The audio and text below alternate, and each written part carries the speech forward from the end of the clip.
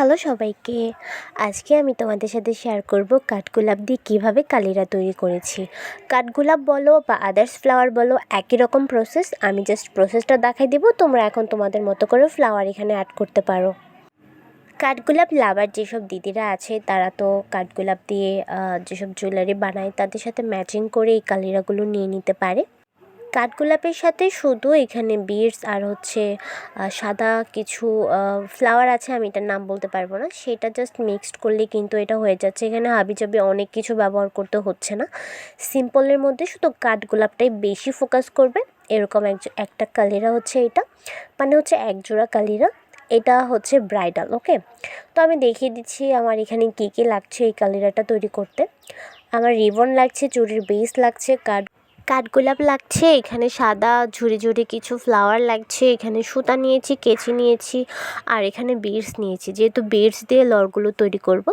তো তার জন্য আগে আমি সুতা নিয়ে নিয়েছি, সুতার মধ্যে গিট দিয়ে একটা বিডসকে আমি এখানে আটকে নেব। যেহেতু কাঠগোলাপটা দিব, কাঠগোলাপের ভেতর দিয়ে তার বিডসটা বেরিয়ে আসবে না, সেজন্য একটা বিডস আটকে নিলে ভালো হয়, নয়তো সুতাটা অনেক সময় বের হয়ে আসবে। সেজন্য আমরা বিডসটাকে আগে সুতার মধ্যে গিট দিয়ে নিয়ে তারপর কিন্তু কাঠগোলাপটা গাঁথবো।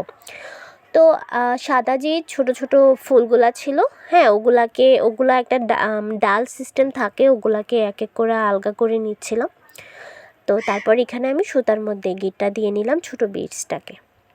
এরপর আমি কাঠগোলাপটাকে গেঁথে নেব। এরপর বাকি যেই পুঁথিগুলো আছে ওগুলা দিয়ে আমি লর তৈরি করে নিব। লরগুলা অসমান হবে, মানে হচ্ছে ছোট বড় এরকম করে হবে। তো এরকম করে আমি এখানে প্রত্যেকটা কালিরাতে, মানে হাতের ডানের যে কালিরাটা হবে, ডান হাতের যে কালিরাটা, সেখানে 7টা লর থাকবে। বাম হাতের যে কালিরাটা হবে সেটাও 7টা লর থাকবে। তো এই লরগুলো আমি অফ ক্যামেরাতেই বেশি বানিয়ে নিচ্ছি। তো এখানে জাস্ট তোমাদেরকে একটা সিস্টেম দেখিয়ে দিচ্ছি। তো দেখো, কালিরার যে পুঁথিগুলো ওটা গাঁথার পরে কিন্তু আমি সাদা যে ফ্লাওয়ারটা আছে সেটাকে দিয়ে দিচ্ছি। তো এরকমভাবে আমি এখানে এই লরগুলা তৈরি করে নিয়েছি। দেন এইখানে সুতোটা একটু বাড়তি রাখতে হবে যেন এই লরগুলা আমরা চুড়িতে গিট দিয়ে নিতে পারি। তো এখন আমরা চুড়ির কাজটা করব। তো এখানে আমি নিচ্ছি প্লাস্টিকের যে বেসটা আছে চুড়ির, সেটা নিয়েছি। দেন এটার মধ্যে আমি রিবনটাকে ভালোভাবে পেঁচিয়ে নেব।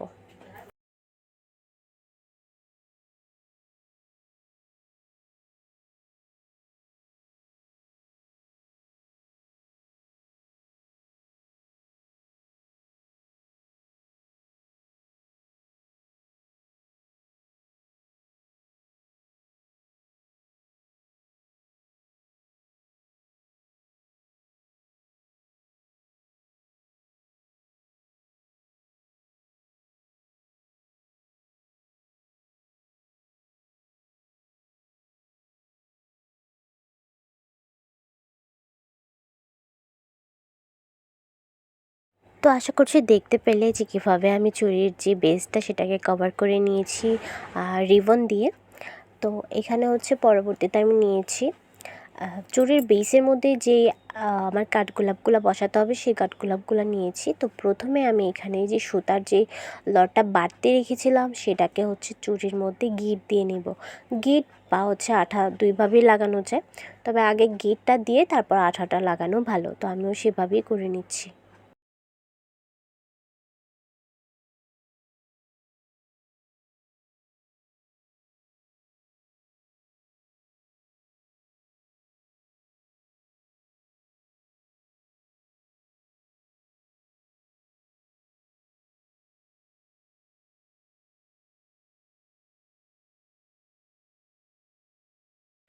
এখানে গিট দেওয়ার যে জায়গাটা আছে, হ্যাঁ, এখানে তো আমি আঠা লাগিয়েই নিলাম। এরপর এই জায়গাটাকে আমি ঢেকে দিচ্ছি এখানে একটা ফ্লাওয়ার দিয়ে, সাদা যে জুপ ফ্লাওয়ারগুলো আছে সেগুলো দিয়ে ঢেকে দিচ্ছি যেন এই সুতাটা দেখা না যায়। তো এইটার মাধ্যমে আমার লরের কাজটা কিন্তু কমপ্লিট হয়ে গেছে। এরপর আমার চুড়ির যে বাকি জায়গাটা আছে সেটা কভার করব। সেটার জন্য এখানে আমার কাঠগোলাপ লাগবে। তো এই কাঠগোলাপগুলোকে আমি আঠার সাহায্যে এক এক করে লাগিয়ে দেব। এখানে যতটা প্রয়োজন আমি ঠিক ততটাই দিব। বেশি ঘন দিলেও এখানে ভালো লাগবে না, আর বেশি গ্যাপ রাখলেও কিন্তু ভালো লাগবে না। প্রয়োজন মতো কাঠগোলাপগুলো এখানে বসাতে হবে।